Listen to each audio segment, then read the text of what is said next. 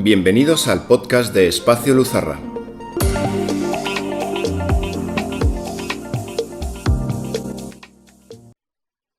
Imaginemos que un día cogemos el teléfono móvil, lo abrimos y no entendemos nada de lo que pone, porque todas las letras son un jeroglífico incomprensible. Imaginemos además que un día nos llega una carta íntima, directamente a nosotros, solo para nosotros, pero no entendemos nada de lo que pone. Imaginemos que un día estamos en una biblioteca como esta, llena de libros, con todo el conocimiento del mundo, y no podemos entender nada de lo que hay contenido en esos libros.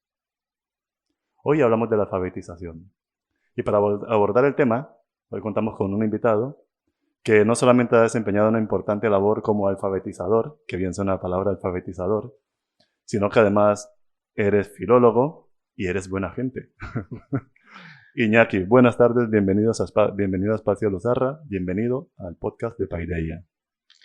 Buenas tardes, Andrés, y muchas gracias a vosotros por invitarme. Tengo entendido que tú eres licenciado en Filología Hispánica. Es así. ¿Cómo fueron tus inicios? ¿En qué momento tú te interesaste por la carrera de filología? ¿En qué momento la lengua hablada y escrita despertó en ti esa inquietud? Esto ha sido desde siempre. Desde niño yo me preguntaba, cuando escuchaba alguna palabra que no entendía, siempre me llamaba la atención y necesitaba que alguien me dijese qué era eso. Y cuando pude ya, pues consulté en los libros, en los diccionarios y desde siempre, desde niño he tenido ese interés por el lenguaje.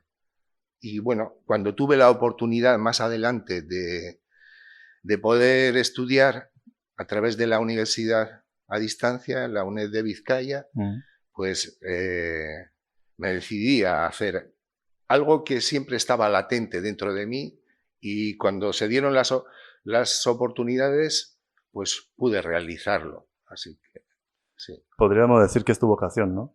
Sí.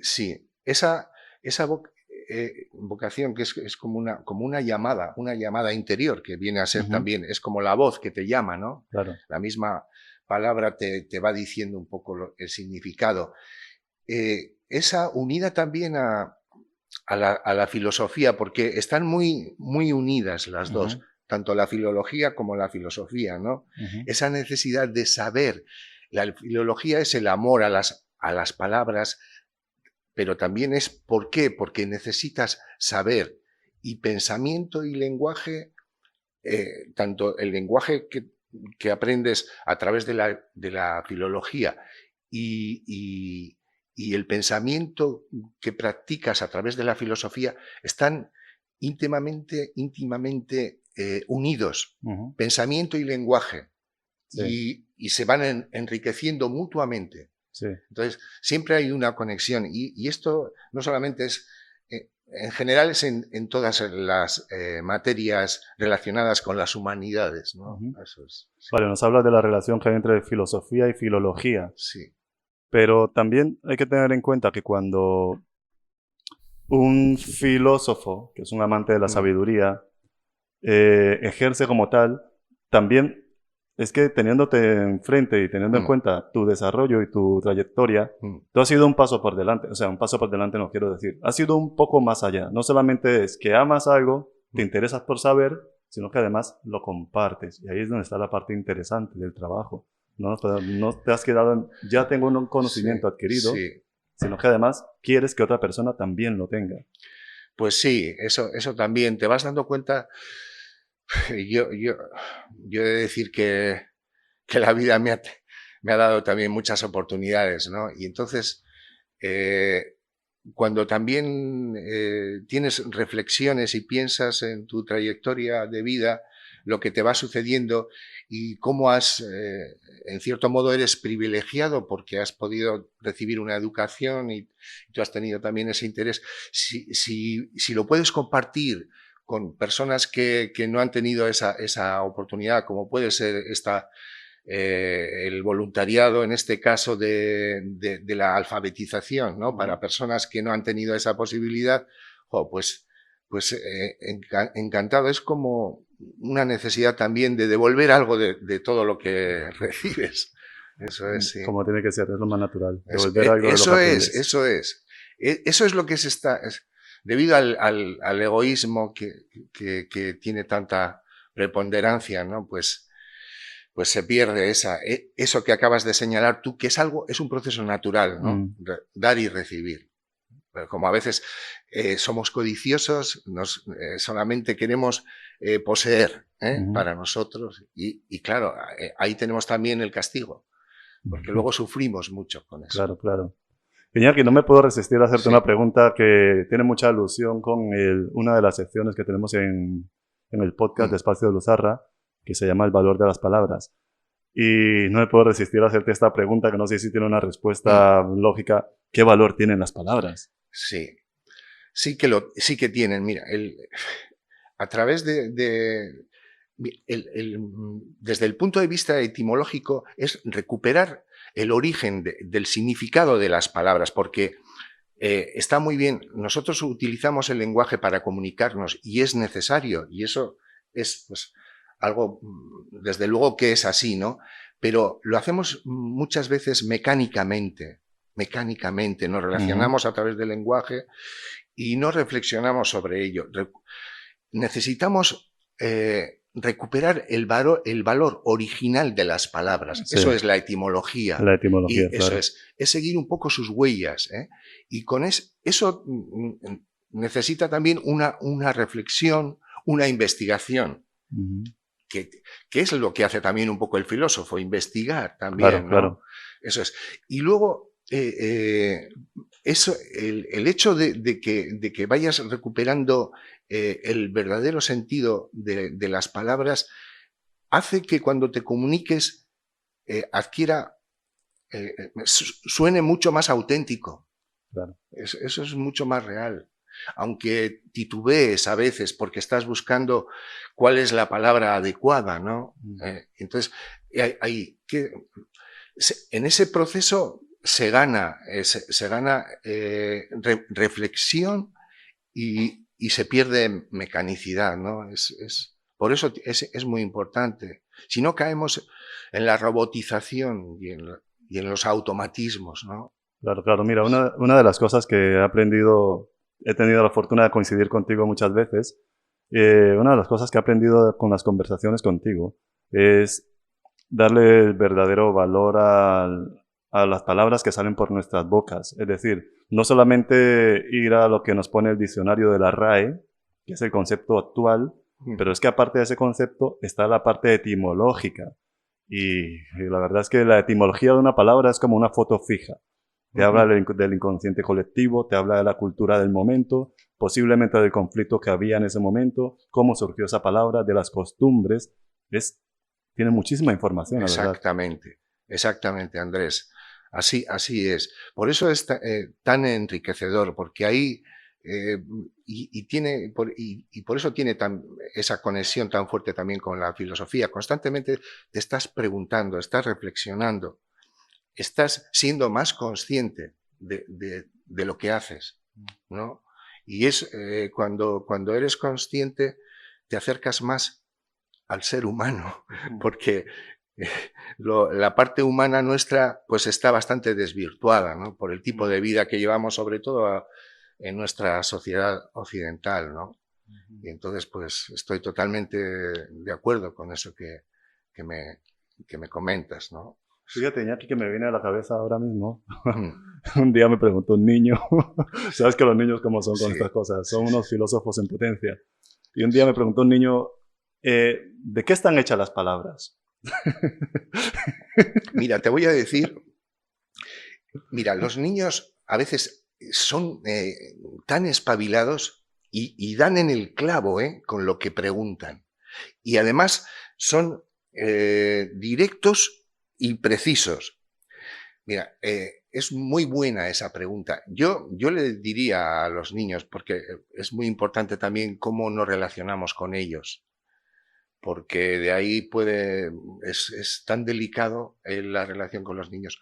Yo les diría, mira, las palabras están hechas de juegos, están hechas de aventuras, están hechas de misterio, están hechas sobre todo de magia, de pura magia. Y no entraría, no iría más allá tampoco, porque a los niños con unas pautas de estas, donde ellos vean que pueden acceder, pues, a un juego, a una aventura a través de ellas, pues Sí. yo creo que con eso les puede servir. Les puede servir. Sí, fíjate que en mi proceso de ser niño, ahora que soy adulto, he visto que ha habido algo que ha cambiado. Yo cuando era niño todavía escuchaba o percibía que la palabra tenía un poder de compromiso, de promesa, y cuando una persona te daba su palabra, se iba a esmerar por cumplirla. Pero ahora mismo, ya siendo adulto, veo que ha cambiado la mentalidad o la psicología y se escucha muy frecuentemente esto de es que las palabras se las lleva el viento. No sé si eso es desconfianza, Sí, o queremos todo por escrito, es eso. o ya no confiamos en la... Ya no confiamos, es eso, es eso. Se ha perdido la confianza mutua entre las personas. Hay un grado de desconfianza grande y entonces, pues claro, necesitas documentación, ¿no? Pero es un poco triste también, ¿no? Y no hace mucho que la palabra que se daba, pues era ley, se cumplía, ¿no? Se cumplía. Y eso, pues lamentablemente, pues se ha ido perdiendo, pero dice muy poco de una persona que da una palabra y no la cumple, ¿no? Eso te aleja de lo que es un ser humano, ¿no? De bien, ¿no? Ya, porque si tú das una palabra, pues, y si no, no la des, es para cumplirla. Claro, claro, eso dice mucho de la concordancia entre lo que piensas, lo que dices y lo que haces. Eso es. Por eso también, ahí, por ejemplo, los que tenemos esa inquietud también filosófica, pues tienes que tenerlo muy presente, ¿no? Porque no puedes investigar o valerte de una serie de enseñanzas y luego retraerte o no a la hora de ponerlas en práctica, algunas al menos, ¿no? Claro, claro. Porque si no te quedas solamente en la teoría que no sirve para mucho, sirve para algo, pero... Bueno, ¿para qué serviría un conocimiento que no se aplica? Eso es. La semana pasada, en el podcast de Mirada Poética, estuvimos hablando de una historia maravillosa de una mujer del siglo XVIII que se llamaba Phyllis Wheatley. Ella era una esclava negra, y ella fue la primera esclava que publicó un libro de poesías en los Estados Unidos. Y es sorprendente la historia, porque nuestra historia escrita realmente no ha sido justa con ella como con muchos personajes. Pero a mí me ha planteado el tema de alfabetización, que al final fue su arma para desarrollar su alma. Me ha puesto en esa tesitura de hasta qué punto la alfabetización es un arma, es una herramienta, es algo vital, sí, o no. Yo creo que sí. Mira, lo que acabas de comentar de esta persona, ¿no? Pues es un ejemplo, desde luego, increíble y admirable, ¿no? Y cómo hay personas que son capaces de, en condiciones tan penosas, ¿no? De luchar por su ideal, por ese empeño que tenía ella, ¿no? En leer, en escribir. Bueno, pues ese tipo de ejemplos te dan esperanza en el ser humano, ¿no? Sí. Y si esas personas han sido capaces en condiciones tan extremas de conseguir esos logros, pues ¿por qué cada uno de nosotros aquello que nos propongamos no vamos a poder de conseguirlo, ¿no? En nuestra medida, cada uno en su medida, ¿no? Así que me parece... Por eso, claro que sí, el hecho de... Es que la alfabetización, he consultado algunos datos Sí. sobre la alfabetización en España y hace 200 años, que tampoco es demasiado tiempo, es increíble, pero únicamente el 6% de la población estaba alfabetizada. Solo el 6%. Solo el 6%, en 1800. Que bueno, sí, está lejos, pero tampoco tanto, No tanto. tampoco tanto. Que entonces el 94% de la población eran analfabetos. Luego, en 1900, o sea, un siglo después, se redujo al 64%. Y luego, posteriormente, en 1950, ya la tasa de analfabetismo era del 17%. Ya se había conseguido reducir bastante y luego, hacia 1970, ya únicamente era el 9%, pero que también era.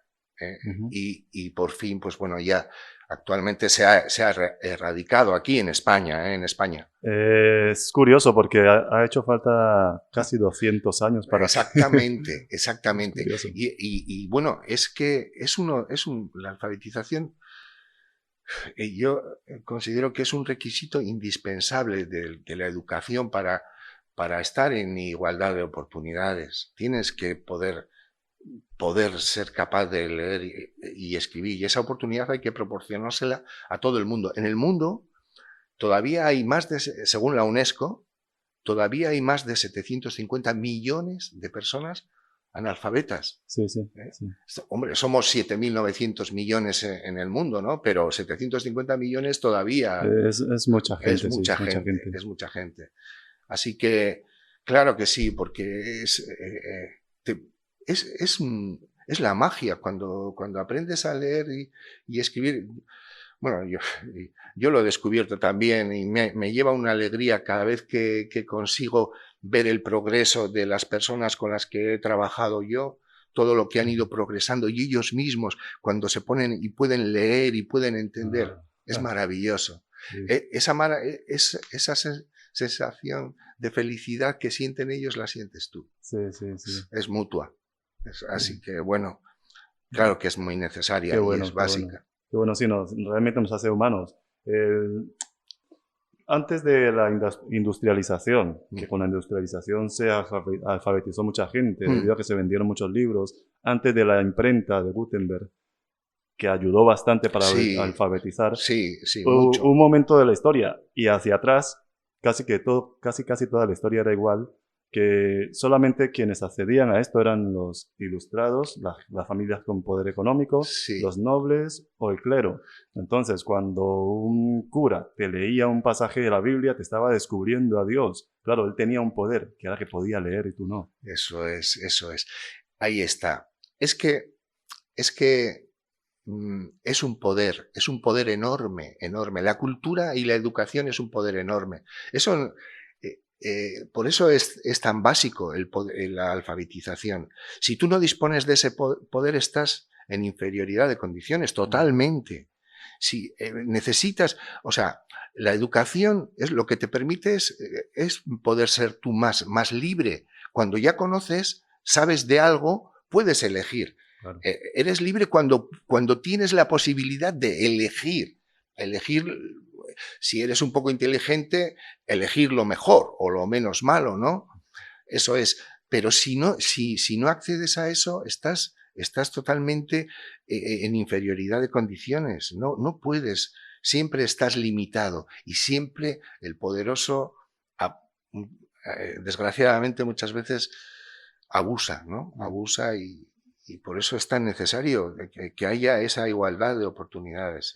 Es básica la alfabetización. Llevamos unos minutos abordando la palabra alfabetización Sí. y para mí sería un sacrilegio estar con un filósofo, con un filólogo y no preguntarle la etimología de alfabetización o alfabeto, en este caso, Sí, no sé ya. cuál es la más Esa adecuada. no es muy difícil. ¿Ah, no? No, porque fíjate, la podemos descubrir todos, porque en realidad, si nos ponemos a pensar alfabeto, bueno, si sabemos que en el alfabeto griego las dos primeras letras son alfa y beta, pues Ah, ya tenemos ahí claro, el claro. misterio desvelado, ya lo tenemos ahí. Eso es. Se ha formado con las dos primeras letras del alfabeto griego, se ha formado lo que es alfabeto. Viene de ahí, eso es. Qué bien. Simplemente. Iñaki, háblanos de tu labor Sí. como alfabetizador. Sí, pues mira, yo en un principio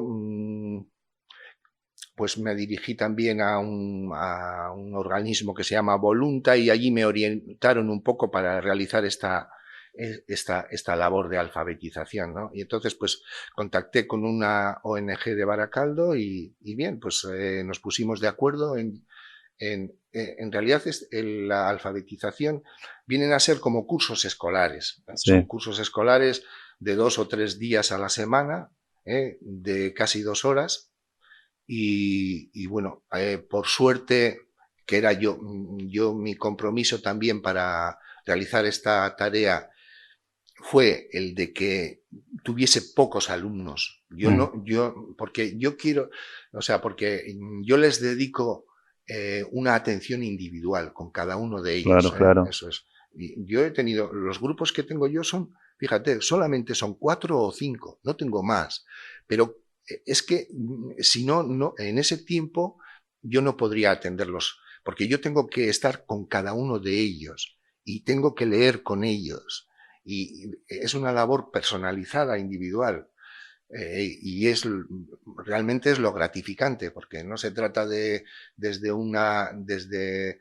desde la pizarra ponerte a hablar como si fuese una clase normal y corriente. Esto es muy especial, porque son personas adultas. Claro. Y a mí me han enriquecido mucho porque son personas adultas que generalmente son emigrantes, han tenido que salir de su país, es algo muy doloroso y están en condiciones difíciles, personales, cada uno tiene su historia dura, ¿no? Claro. Y entonces, pues, fíjate, aparte de lo que es la labor educativa que siempre, que es importante de que conozcan nuestro idioma, ¿no? Pero es también una labor de psicólogo, también con ellos. Claro. Eso es, de ser paciente con ellos, de ser afectivo con ellos. Y eso, pues, sin que por ello pierdas la autoridad. La autoridad siempre tiene que estar presente, porque a veces ellos también no se dan cuenta, lo han pasado mal y pueden perder igual la compostura o las normas, y eso es importante, lo tienen que mantener. El aula es un lugar sagrado. Eso. El templo. Sí, porque estás aprendiendo, te estás educando, ¿no? Entonces, pues te digo que son las dos vertientes, la psicológica, la emocional. Para ellos, fíjate, a veces vienen, están contigo, te cuentan alguna cosa en lo poco que saben, y tú si les escuchas o les orientas, ves que se sienten acompañados y para ellos es un beneficio.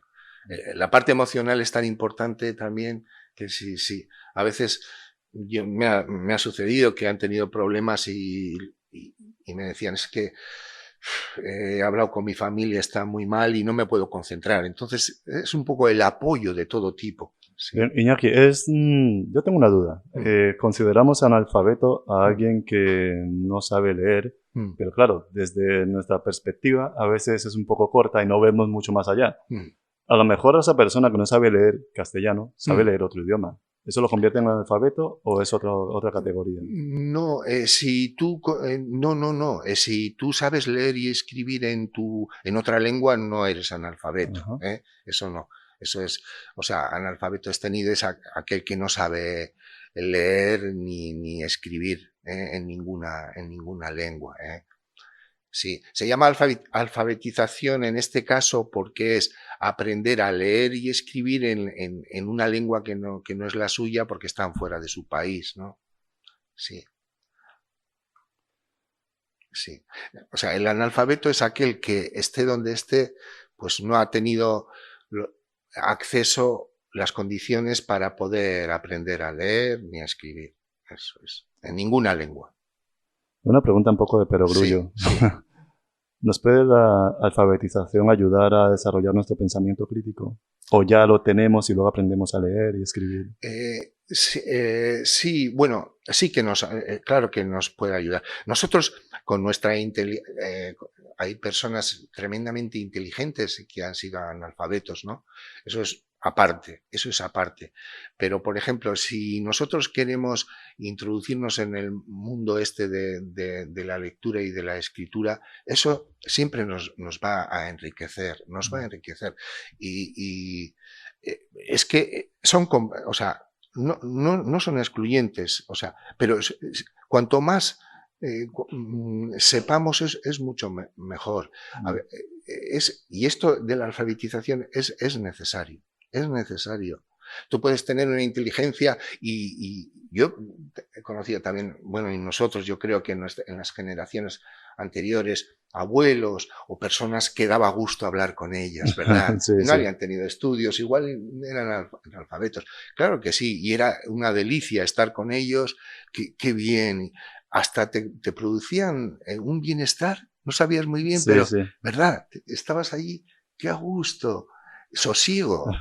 Yo me acuerdo de un tío mío también que, un tío abuelo que no había tenido tampoco estudios, no era analfabeto, pero muy pocos estudios, pero me encantaba estar con él por la manera que tenía de contarte las cosas, ¿no? Y son personas inteligentes, pero eso, el hecho de que aprendamos, para mí es fundamental. El que estemos todos alfabetizados, ¿no? Y que luego podamos seguir ese camino, porque, bueno, es una anécdota también. Yo me acuerdo de niño, cuando empecé a leer, eso sí que, cuando empecé a leer me quedaba, iba por la calle y los carteles, me paraba en todos los carteles, a ver si, sí, eso sí que se me quedó a mí grabado, para mí fue como magia. Y claro, era un poco pesado diciendo, mira lo que pone aquí, igual con los padres, o para decirles lo que había leído, ¿no? Pero era una satisfacción enorme, ¿no? Eso sí, sí. Fíjate qué curioso. Sí, todos los carteles, a leer lo que ponía, sí. No, eso es magia. Sí, Te abre sí. unos mundos, Andrés, fabulosos. Sí. Se necesita saber leer y escribir, independientemente de las facultades que tengamos, ¿no? De las cualidades que tengamos. Y los que decimos saber leer y escribir, ¿tú crees que realmente sabemos leer y escribir? Mira, lo de... Es una pregunta trampa. No. Sí, no. Es como todo también. Se requiere de una técnica y de una práctica. Es todo también practicar. A veces no se lee muy bien, no se lee muy bien. Quizá lo convertimos todo en automatismos, como ya hemos aprendido. Ya. Bueno, pues sobre todo, bueno, si lo haces de modo particular, bueno, siempre es bueno que tener reflexión en lo que lees y no ir deprisa a todas partes. La prisa desvirtúa todo. No sé, Menudo mundo tenemos. sí, eso es. La impaciencia nos mata. Pero sí que es bueno. Las palabras necesitan de los silencios. Siempre tiene que haber silencios. Como la música. Eso es, como la música. No puede haber, igual que las cosas necesitan el vacío, siempre hay una dualidad que se complementa en todas las cosas. Y claro que sí, necesitamos ser más conscientes a la hora de leer, y si tienes que leer algo en público, pues hacerlo también de la mejor manera posible, no tratando de terminar, de acabar a todo correr, sino de leerlo con sentido. Y bueno, pues dándole las pausas necesarias y sin prisas. Y eso sí que tenemos. Yo creo que en eso tenemos mucho camino por recorrer. Está claro, está claro. Sí. Una pregunta, Iñaki. Cuando una persona ha superado, cuando una persona ha estado en los 3 módulos, en los 3 cursos, que ya domina la lectoescritura, y esa persona solicita lectura, ¿qué le recomendáis? Sí, mira, allí es un poco difícil a veces para ellos. Tiene que ser algo muy básico. Para ellos es algo muy básico porque aunque aprenden, tienen que ser como tipo de cartillas o de cuentos. Andrés, una lectura muy fácil y con pocas páginas. Ellos sí consiguen un cierto nivel, desde luego, pero claro, eso es el aprendizaje de una lengua es un proceso muy largo, ¿no? Muy largo, muy largo. Y si me dicen a mí alguno que me ha dicho también algún alumno, pues yo igual, pues a veces, mira, un libro que me parece de los más impresionantes para todo el mundo es El Principito. El Principito, sí. Y entonces, pues bueno, ahí que no es muy extenso y vas un poquito, se van familiarizando también un poco y, en fin, cosas sencillas. Sí. Pero ese libro es tan mágico que bueno. Es maravilloso El Principito, es maravilloso. Sí. Hemos hablado de la alfabetización a nivel mundial, los datos que nos da la UNESCO y esto. La pregunta sería si la alfabetización está considerada un derecho universal, porque me sorprende que todavía hayan países donde no se ha erradicado el analfabetismo. Sí, Andrés. Yo, mira, ese dato no lo sé con exactitud, pero a mí el sentido común me dice que por supuesto, la educación está garantizada o debería estar garantizada, pero como tantas cosas no se cumple. Y hay países donde el grado de analfabetismo pues todavía es muy alto, ¿no? En países subsaharianos y no solo subsaharianos, en otros países también, en algunos países latinoamericanos también se da un cierto grado de analfabetismo, ¿no? En fin, ahí tenemos un problema y lo venimos arrastrando desde que la humanidad es humanidad. Y es que por una parte está la teoría de los derechos humanos y luego la práctica, que en muchos casos no se cumple. No se cumple. Nosotros nos ha tocado vivir aquí en esta sociedad y bueno, pues el aspecto de la educación, pues bueno, pues y hay otra serie de derechos que bueno, pues que se llevan a cabo, ¿no? Y que, en fin, por eso, pues también deberíamos sentirnos también a veces más agradecidos, porque damos por hecho que las cosas que tenemos aquí que tendrían que ser así, y no es así, no es así. Y yo te lo digo porque lo veo con toda esta gente, con todas estas personas adultas que tienen tantos problemas. Sí. Claro, mira, cuando hablas de Hispanoamérica es que me toca directamente, porque mira, yo tuve un hermano, ahora ya no está, él desencarnó, y mi hermano pasó por este mundo sin aprender a leer y escribir. Él no encajaba dentro del sistema educativo que le tocó o que nos tocó. De alguna manera su alma se sentía presa, entonces no soportaba las aulas de clase. Y él no aprendió a leer ni a escribir, pero era tremendamente hábil con los números, pero muy hábil. Entonces me sorprende bastante. No sé si tú tienes experiencia de esto, si esto es normal, si es común. Mira, fíjate, yo creo que claro que se pueden dar casos así como el de tu hermano, pero yo no sé si él pienso que si hubiera tenido también otras condiciones donde no fuese un aula cerrada o yo qué sé, o donde lo que le tocó los maestros o no supieron igual encauzarle a él, si hubieran tenido algún tipo de educación como orientativa, pero no autoritaria, sino sabiendo un poco llevarle, porque cada uno somos un mundo aparte, claro. ¿No? Y no se puede tratar, a cada uno le tienes que tratar de acuerdo a cómo es él. Unos necesitan más la autoridad, otros no, tienes que hacerlo más indirectamente.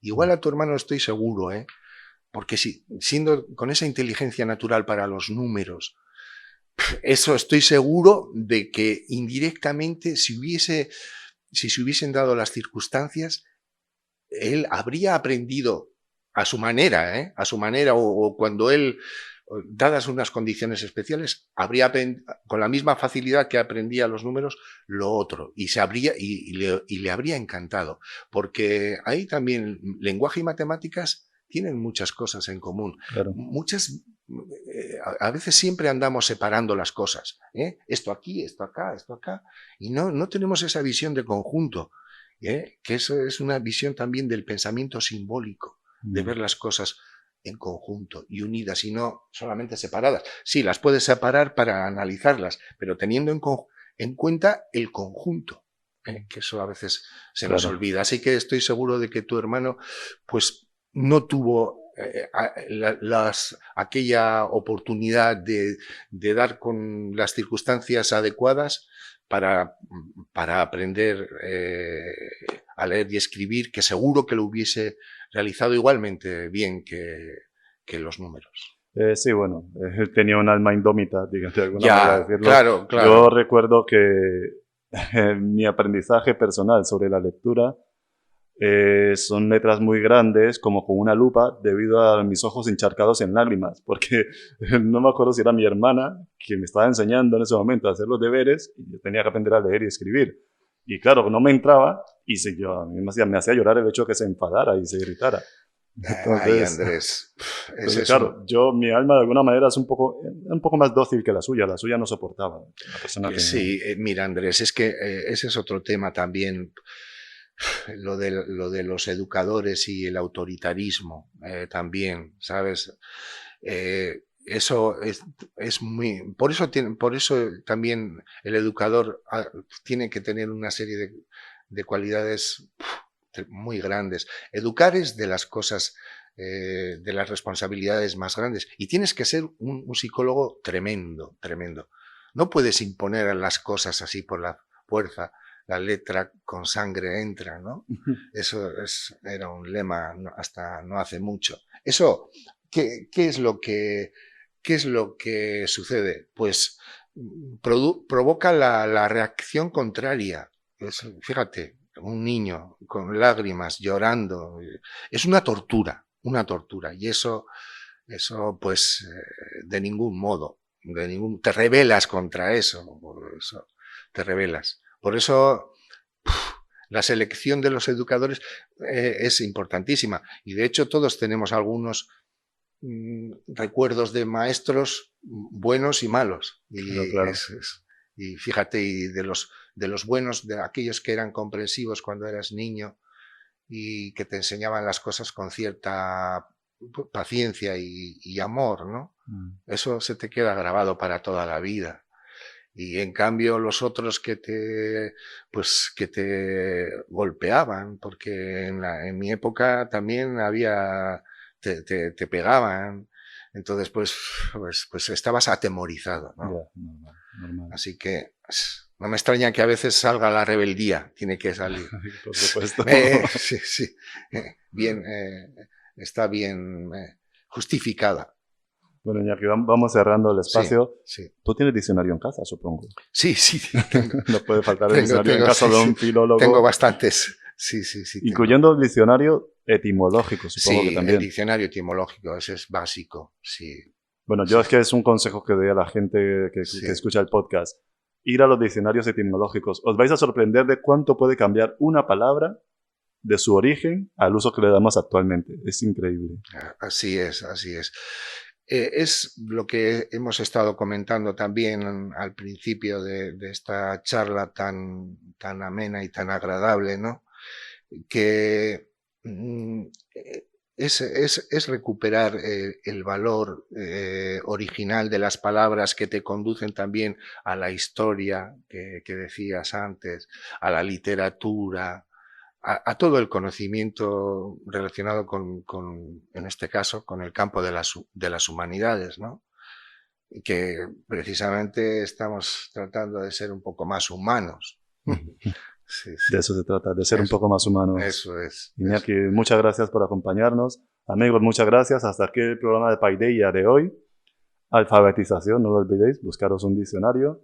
¿Alguna cosa más que añadir, Iñaki? Nada, Andrés, muchas gracias a vosotros por esta labor que estáis realizando en favor de la cultura con estos nuevos medios audiovisuales. Gracias a ti, Iñaki, sobre todo gracias por tu labor. Muchas gracias, Iñaki. Encantado, Andrés. Y a todos gracias, a vosotros también. Espero que os lo hayáis pasado bien, que lo hayáis aprovechado y que haya sido de vuestro interés. Hasta la próxima. Iñaki, muchas gracias. Gracias a ti.